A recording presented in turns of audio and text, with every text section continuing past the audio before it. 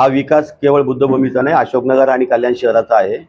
नगर परिषद असताना जेव्हा विकास आराखडा तयार झाला तेव्हा आमचीच मागणी होती, आमच्या जुन्या जाणत्या कार्यकर्त्यांची लोकांची, की आम्हाला पर्यायी रस्ता महानगरपालिकेने द्यावा.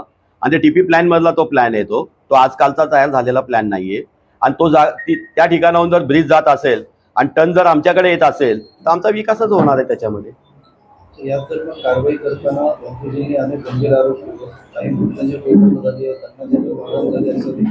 चुकीचं आहे. मी तुम्हाला दाखवू का? माझ्याकडे सगळे व्हिडिओ आहेत, ते AI च्या माध्यमातून त्यांनी तयार केलेले व्हिडिओ आहेत. ते बरोबर नाहीये खरं म्हणजे वास्तविक पाहता, सामाजिक धार्मिक दृष्ट्या ते बरोबर नाहीये. त्याच्यामुळे काय होतंय की संपूर्ण महाराष्ट्रामध्ये आणि ते बरोबर नाही. वारंवार बैठक होतात, खऱ्या व्हिडिओ तुम्हाला दाखवू का मी पत्रकारांना? माझ्याकडे सगळे आहेत. वारंवार बैठका होतात. काल देखील बैठक झाली, अद्यापही काही निर्णय होत नाही, ठोस निर्णय होत नाही. स्थानिक किंवा जुने कार्यकर्ते म्हणून तुमची भूमिका काय? लोकांना कशाला इमोशनल करता हो? मला हे म्हणायचंय, इमोशनल करू नका तुम्ही. आमच्या वस्तीचा ना, आमच्या पण वस्तीचा अस्तित्वाचा प्रश्न आहे. आमच्या या सगळ्या लोकांच्या अस्तित्वाचा प्रश्न आहे. इथल्या लोकांचा अस्तित्वाचा प्रश्न आहे. तुम्ही इमोशनल करू नका लोकांना. आणि ते इमोशनलच्या पोटी ते जे काय AI च्या माध्यमातून जे व्हिडिओ बनवले ते व्हिडिओ बघून ते सगळे लोक येत आहेत. आता आम्ही पर्यायी व्हिडिओ बनवले ना, आम्ही वस्तुस्थिती काय आहे, खरे व्हिडिओ काय आहेत, खोटे व्हिडिओ काय आहेत, आम्ही बनवले ना. पण AI च्या माध्यमातून नाही बनवले, आम्ही एडिटिंग करून नाही बनवले, आम्ही रिअलिटी की व्हिडिओ बनवलेत आम्ही. आणि जर असेल कोणाला वाटत असेल की AI चे आहेत तर आम्ही चॅलेंज करतो या बाबतीमध्ये आमच्या व्हिडिओला. याबाबत काही चर्चा झाली आहे? नाही झालेली चर्चा. तुमचा असा आरोप आहे का म्हणजे भतीजी किंवा विश्वस्त असतील समाजाची आणि सरकारची दिशाभूल करतात? हो, राईट, खरी गोष्ट आहे. म्हणून तर हे सगळं काम थांबलं ना. विकासाचं काम कोणी थांबवलं? मग त्याच्यामुळे तर थांबलं ना विकास. स्थानिक तुमची पुढची भूमिका काय? स्थानिक आमची हीच भूमिका आहे. सामंजस्यप्रमाणे आम्ही त्यांना सांगतोय आम्ही, कारण हे वारंवार घडतं या वालधुनीमध्ये. आणि हे सगळं खापर या वस्तीवर फुटल्या जातं. बाहेरच्या लोकांना काही वस्तुस्थिती माहीत नाही. बाहेरचे लोक येतात आणि सांगतात की हा आंबेडकरी चळवळ. आणि तुम्हाला सगळ्या पत्रकारांना माहिती आहे की अशोकनगर किती आयसोलेट एरिया होता, हा किती क्रिमिनल होता. त्याच्यामुळे कसे आंदोलन करायचे आणि काय करायचं आम्हाला चांगलं माहिती आहे.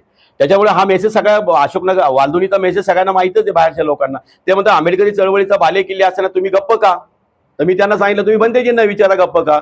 मग म्हणजे तुम्ही पहिलं आंदोलन एवढं मोठं केलं, रस्त्यावर आले, आम्ही पण नव्हतो त्याच्यामध्ये, तुमच्यावरती गुन्हे पण झाले 100च्या आसपासच्या लोकांवरती, मग तुम्ही आता गप्प का? मग गप्प का? तर मग तुम्ही भंतेजींना विचारा. आज आमचा स्थानिक कोण आहे तिथे? कोण नाही तिथे स्थानिक. म्हणजे बाहेरच्या लोकांना इमोशनल करायचं आणि तिकडं या म्हणून सांगायचं, तर हे थांबलं पाहिजे. सर, मला असं वाटतं की हा जे आंदोलनाचा जो प्रकार आहे, हे जे भंतीजी लोकांनी केलेलं आहे हे चुकीचं आहे.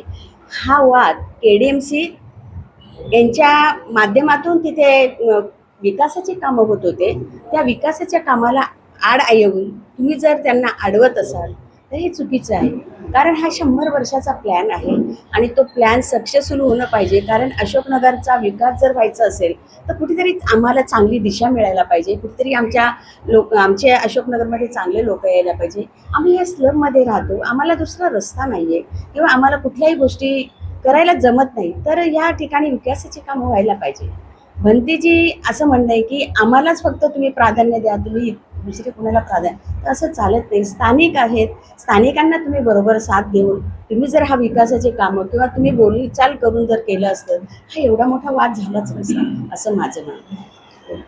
परंतु अद्याप पहिलीच केस आता येणाऱ्या 9 तारखेला 9 जूनला आमची कल्याण कोर्टात 900057 या नंबरची FIR आहे, ती आमची केस चालू आहे. अजूनही ती केस संपलेली नाही. आज 12-15 वर्ष होत आले.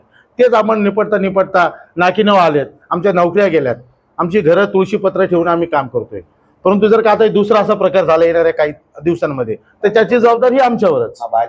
बाहेरचे लोक इमोशनल मध्ये येतील, भावनेच्या भरात येतात. कारण तो आमचे बंधू आहेत, आमच्या आंबेडकरी समाज आहे, ते येतील. एखाद्या त्यांच्यामध्ये चांगलेच येतील असं नाहीये. एखादा आला काय वेगळा करून गेला तर त्याचाही खापर आमच्यावर. ते ह्या गोष्टीचं होऊ नये. आणि आता आमचा नारा एकच असेल, बुद्धभूमी बचाएंगे और विकास भी करेंगे. आजचा या पत्रकार परिषदेत आमचा नारा असेल. आणि मी सर्व मिळून आमच्या भंतीजीची आम्ही भेट घेऊ, त्यांना आम्ही विनंती करू, आमच्या समाजातील जे प्रतिष्ठित लोक आहेत त्यांना सोबत घेऊ. आम्ही सर्वांना सांगू की बाबांनो, आपल्याला वाद नकोय, या ठिकाणी विकास हवाय.